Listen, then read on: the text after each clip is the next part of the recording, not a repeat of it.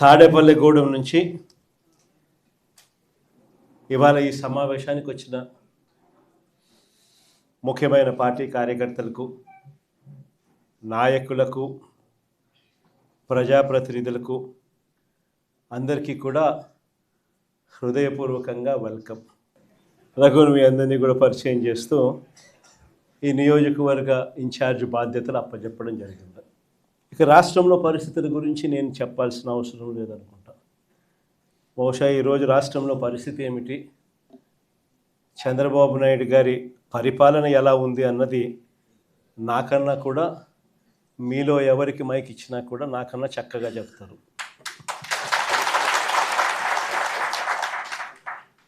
చంద్రబాబు నాయుడు గారు ఎన్నికలప్పుడు తాను ఏం చెప్పాడు, ఎన్నికలు అయిపోయి ఇవాళ 2 సంవత్సరాలు అయిపోయింది. 3వ సంవత్సరానికి సంబంధించిన బడ్జెట్ కూడా ప్రవేశపెట్టాడు. మామూలుగా ప్రతి ప్రభుత్వము కూడా 5 బడ్జెట్లు ప్రవేశపెట్టే అవకాశం ప్రజలు ఇస్తారు.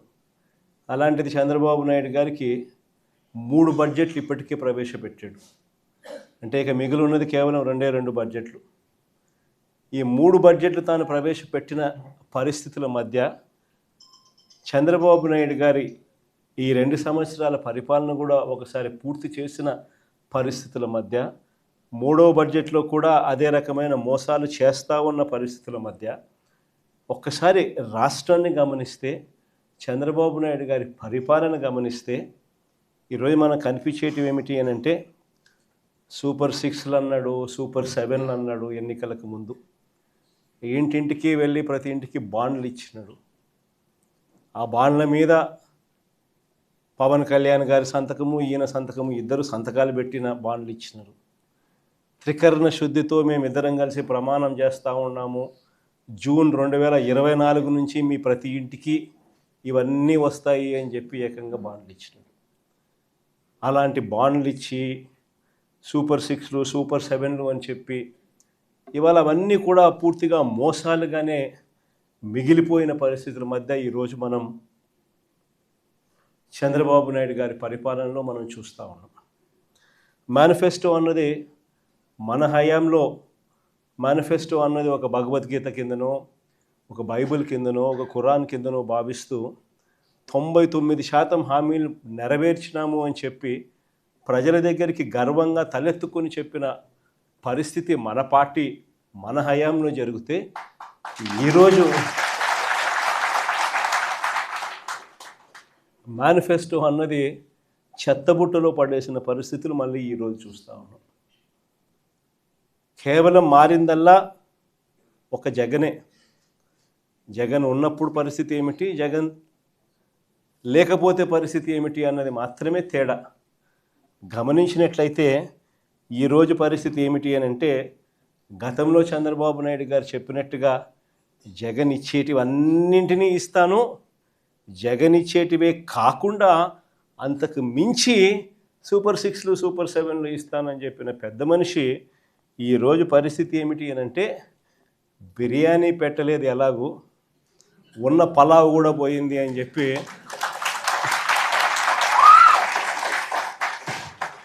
ఈరోజు ప్రతి ఇంట్లో కూడా చర్చ ఇదే మాదిరిగానే జరుగుతూ ఉంది.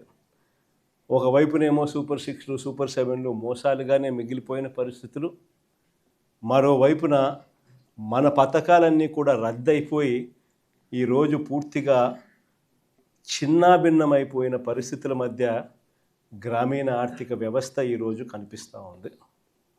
విద్య, వైద్యం, వ్యవసాయం, సుపరిపాలన, లా అండ్ ఆర్డర్, సంక్షేమం, అభివృద్ధి, ఇవన్నీ కూడా ఈరోజు తిరోగమనంలోనే కనిపిస్తూ ఉన్నాయి. ఎక్కడా కూడా ఫలాని మంచి చేశాము అని చెప్పే పరిస్థితి పోయి ఈరోజు ఎక్కడ చూసినా కూడా తిరోగమనమే కనిపిస్తుంది. ఇంకో ఆశ్చర్యకరమైన విషయం ఏమిటో తెలుసా, మన 5 సంవత్సరాల కాలంలో మనం 3,31,000 కోట్లు మనం అప్పులు మనం చేస్తే, ఆ 3,31,000 కోట్లలో 2,73,000 కోట్లు నేరుగా మీ జగన్ బటన్లు నొక్కడం, నా అక్క చెల్లెమ్మల కుటుంబాల ఖాతాల్లోకి నేరుగా డబ్బులు వెళ్ళిపోవడం చూశాం. ఆ 2,73,000 కోట్లు ఎవరి అకౌంట్లలోకి పోయాయి, వారి ఆధార్ నెంబర్లు ఏమిటి అని కూడా మనం ఇవ్వగలుగుతాం. అంతగా మనం 3,31,000 కోట్లు అప్పు తెస్తే 2,73,000 కోట్లకు ఈ మాదిరిగా మనం జమా ఖర్చు కూడా ఇవ్వగలుగుతాం ఆధార్ నెంబర్లతో సహా.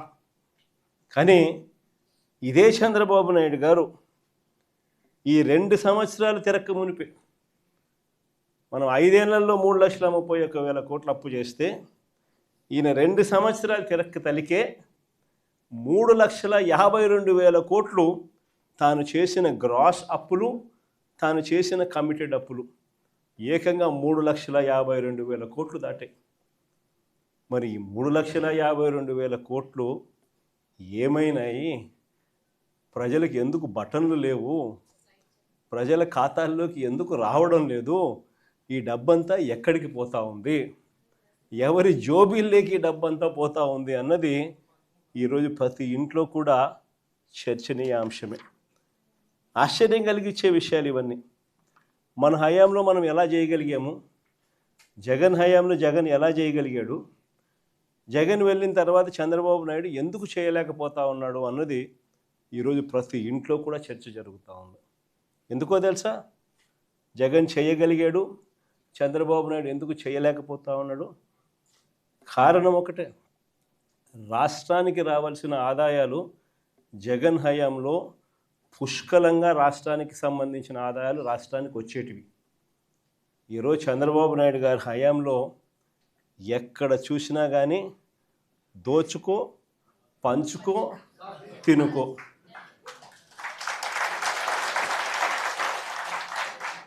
రాష్ట్రానికి సంబంధించిన ఆదాయాలు రాష్ట్రానికి వచ్చే పరిస్థితే లేదు. రాష్ట్రానికి సంబంధించిన ఆదాయాలన్నీ కూడా వీళ్ళు దోచుకోవడానికి, వీళ్ళు పంచుకోవడానికి, వీళ్ళు తినుకోవడానికే సరిపోతా ఉన్నప్పుడు రాష్ట్రానికి సంబంధించిన ఆదాయాలు రాష్ట్రానికి రానప్పుడు ఇక రాష్ట్రం పరిస్థితి ఏమిటి? ఇదే పరిస్థితి. ఎక్కడ చూసినా ఈరోజు కనిపించేది ఏమిటి? Liquor mafia. ఎక్కడ చూసినా లిక్కర్ మాఫియా. ఏ గ్రామంలో చూసినా బెల్ట్ షాపులు. 1 కాదు, 2 కాదు, 3 కాదు, 4 కాదు. మళ్ళీ పోలీసుల దగ్గరుండి ఆ బెల్ట్ షాపులు అమ్మించే కార్యక్రమం. ఆ బెల్ట్ షాపులో ఎక్కడా కూడా ఎంఆర్పి రేటుకి అమ్మరు. ఎంఆర్పి ప్లస్ 10 రూపాయల, ఎంఆర్పి ప్లస్ 20 రూపాయల. సో గవర్నమెంట్కి రావాల్సిన ఆదాయాలు గవర్నమెంట్కి రావడంలా ఇలా జోబీల్లోకి పోయే కార్యక్రమం. అక్కడి నుంచి మొదలు పెడితే ఇసుక, మట్టి, సిలికా, క్వాడ్సు, లాటరైటు, గ్రెనైటు, చివరికి చికెన్ అమ్మాలన్నా కూడా వీళ్ళకి రావాల్సింది వీళ్ళకి ఇస్తేనే చికెన్ అమ్ముతా ఉన్నారు మార్కెట్లో. అదర్వైజ్ చికెన్ కూడా అమ్మించడంలా చాలా నియోజకవర్గాలు ఆ స్థాయిలో దోచుకుంటూ ఉన్నారు. అధిక ధరలకు పీపీఏలు, పవర్ పర్చేస్ అగ్రిమెంట్స్. మన హయాంలో మనం ₹2.49 రైతులకు మరో 25-30 సంవత్సరాల పాటు ఉచిత కరెంట్ అన్నది రైతులకు ఒక హక్కుగా, రాష్ట్ర ప్రభుత్వం మీద భారం పడకుండా రైతులకు ఒక హక్కుగా అందించాలన్న ఆరాటంతో ₹2.49 మనం పీపీఏలు చేస్తే ఆ రోజు నానా యాగి చేసిన వీళ్ళు ఈరోజు ₹4.60 పీపీఏ చేస్తూ ఉన్నారు. ₹4.60. ఏడ ₹2.49. ఎక్కడ ₹4.60. కళ్ళ ముందరే కనిపిస్తూ ఉన్నాయి. ప్రభుత్వ భూములు పప్పులు బెల్లాలకు అమ్మేస్తూ ఉన్నారు.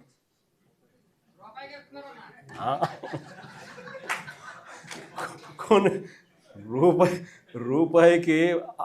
రూపాయికి షాపుకు పోతే చాక్లెట్ వస్తుందో లేదో నాకైతే తెలియదు, కానీ ఆంధ్ర రాష్ట్రంలో మాత్రం రూపాయికి భూములు, కోట్ల విలువ చేసే భూములు మాత్రం వస్తూ ఉన్నాయి. కళ్ళ ఎదిటే రిషికొండకు ఆపోజిట్ 50 ఎకరాల భూమి, ప్రభుత్వ భూమి, తన సొంత బంధువుకు, విశాఖపట్నం ఎంపీకి 5,000 కోట్ల విలువ చేసే భూమిని శనిక్కాయలకు బెల్లాలకి, అసలు అది కూడా లే ఊరికనే రెగ్యులరైజేషన్. ఆశ్చర్యం నాకైతే. అంత దారుణంగా రాష్ట్రానికి సంబంధించిన భూములు కాజేస్తూ ఉన్నారు. ఇక అమరావతి గురించి నేను చెప్పాల్సిన పనుల, అమరావతిలో ఏం జరుగుతూ ఉంది అన్నది, ఎంతటి దారుణమైన స్కాములు జరుగుతూ ఉన్నాయన్నది మనలో అందరికీ కూడా ఇప్పటికీ అర్థమైంది. స్క్వేర్ ఫీటు కట్టడానికి 5 స్టార్ ఫెసిలిటీస్తో హైదరాబాద్లో కానీ, చెన్నైలో కానీ, బెంగళూరులో కానీ ఎక్కడైనా కూడా కట్టడానికి అయ్యే ఖర్చు 4,500 దాటదు. ఇది 5 స్టార్ లాబీసు, ఇటాలియన్ మార్బులు ఈ స్థాయిలో కట్టే కార్యక్రమాలు చేసినా కూడా అమరావతిలో మాత్రం 12,000, 14,000 అడుగు ఖర్చు. రోడ్లు వేస్తూ ఉన్నారు, 6 లేన్ రోడ్లు. నేషనల్ హైవేలు టెండర్లు పిలిస్తే 20 కోట్లు వస్తూ ఉంది. ఇక్కడ మాత్రం 53 కోట్లు లేను. ఎక్కడా లేని స్కాములు. ఎవరి స్కాముల్లో భాగస్తులు అని అంటే సాక్షాత్తు రాము, ఈనాడు వియంకుడు, బిఎస్ఆర్, బలుసు శ్రీనివాసరావు, చంద్రబాబు నాయుడు బినామీ, అంతా వీళ్ళే. వీళ్ళకి మళ్ళీ ఏంది కొత్తగా మొబిలైజేషన్ అడ్వాన్స్. ఇంతకుముందు ఎప్పుడూ లేదు. మొబిలైజేషన్ అడ్వాన్స్ చేయడమైంది కొత్తగా. ఇంతకుముందంతా వర్కులు చేస్తే బిల్లు ఇచ్చే పరిస్థితి. ఇక్కడ చంద్రబాబు నాయుడు హయాంలో వర్కులు చేయాల్సిన పనిలే. కాంట్రాక్టర్లు మనోళ్ళే, మనకు సంబంధించిన వాళ్ళే, ఈనాడు, బలుసు, ఇల్లే, అంతా ఇల్లే. అడ్వాన్సు 10%, ఒక్కొక్కరికి 6,000 కోట్లు వర్కులు, అంటే ఒక్కొక్కరికి 600 కోట్లు అడ్వాన్సులు. వర్కులు చేయడం కదా దేవుడు వరకు ఫస్ట్ మొబిలైజేషన్ అడ్వాన్సులు 600 కోట్లు ఒక్కొక్కరికి. ఈ స్థాయిలో దోచేస్తూ ఉన్నారు. ఎక్కడా కూడా రాష్ట్రానికి సంబంధించిన ఆదాయాలు ఇక రాష్ట్రానికి ఎలా వస్తాయి? రాష్ట్రానికి సంబంధించిన ఆదాయాలు ఇలా కొల్లగొడుతూ ఉంటే ఇక రాష్ట్రంలో ప్రజలు, పేదలు, మధ్యతరగతి వర్గాలు వీళ్ళ పరిస్థితి ఏమిటి? ఈరోజు ఆశ్చర్యకరమైన విషయం ఏంటంటే ఏ రైతుకు కూడా ఈరోజు గిట్టుబాటు ధర రావడం లేదు. ఉల్లి పంట చూసుకో, శనగ పంట చూసుకో, ఏ పంట అయినా చూసుకో, దళారీల వ్యవస్థ. ఏ రైతుకు కూడా గిట్టుబాటు ధర రావడం. అదే మన హయాంలో ఆర్బీకే పెట్టి, ఈ క్రాప్ పెట్టి, అందులో continuous monitoring of agricultural prices and procurement అని సీఎం మ్యాప్ అని పెట్టి ప్రతి ఆర్బీకే పరిధిలో ఒక పోస్టర్ కనిపించేది. ఇదిగో ఈ పంటలకు ఇవి గిట్టుబాటు ధరలు అని. అంతకన్నా తక్కువ రేట్లు ఎక్కడైనా కానీ ఉంటే వెంటనే ప్రభుత్వం ఇంటర్వ్యూన్ అయ్యేది. ఆ వెంటనే ఆర్బీకే పరిధిలో నుంచి అగ్రికల్చర్ అసిస్టెంటు వెంటనే సీఎం యాప్లో అప్లోడ్ చేసేవాడు. జాయింట్ కలెక్టర్, మార్క్ఫెడ్కు సంబంధించి జాయింట్ మేనేజింగ్ డైరెక్టర్ పోస్ట్లో కూడా ఆయన పెట్టాం. వెంటనే జాయింట్ కలెక్టర్ ఇన్వాల్వ్ అయ్యేవాడు. వెంటనే ఆ ఆర్బీకే పరిధిలోనే మార్కెట్ ఇంటర్వెన్షన్ జరిగేది, కొనుగోలు చేసేవాళ్ళు. ఆ రకంగా 7,800 కోట్లు మనం ఖర్చు చేసి ప్రతి పంటకు గిట్టుబాటు ధరలు ఇచ్చిన పరిస్థితి నుంచి ఈరోజు రైతులకు ఏ పంటకు గిట్టుబాటు ధరలు రాని పరిస్థితి. ఈరోజు రైతులకు ఉచిత పంటల బీమా గాలికి ఎగిరిపోయిన పరిస్థితి. రైతులకు కరువు వచ్చినా, తుఫాన్లు వచ్చినా, ఇంకోటి వచ్చినా ఆదుకునే నాతుడు లేడు. వాళ్ళ కర్మ అంతే అన్న పరిస్థితి, వదిలేసిన పరిస్థితి. మన హయాంలో ఇన్పుట్ సబ్సిడీలు సీజన్ ముగిసేలోగానే ఇన్పుట్ సబ్సిడీలు ఇచ్చి మరుసటి సీజన్కి రైతును సన్నద్ధం చేసేవాళ్ళం.